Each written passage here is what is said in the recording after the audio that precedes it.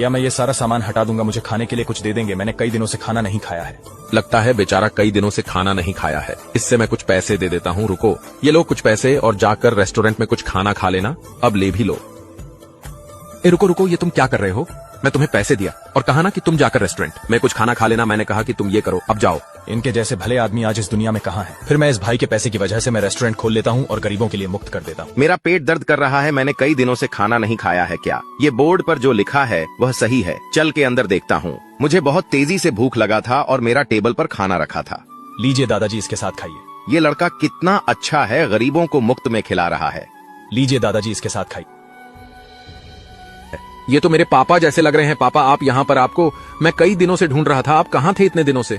बेटा मैं कई दिनों से भूखा था, फिर मैं यहाँ आया और देखा तो ये लड़का गरीबों को मुफ्त में खाना खिला रहा है। ये बहुत लड़का अच्छा है। आपका बहुत बहुत धन्यवाद मेरे पापा का, आपने खाना खिलाया। भैया आपने मुझे पहचाना नहीं? उस दिन आपने मुझे पैसे दिए थे। ओह हाँ, तुम उस दिन के बाद तुम मुझे कहीं नहीं दिखे और तुमने रेस्टोरेंट भी खोल लिया। ये सब आपका ही किया धरा। आज मैं जो भी हूँ आपके वजह से।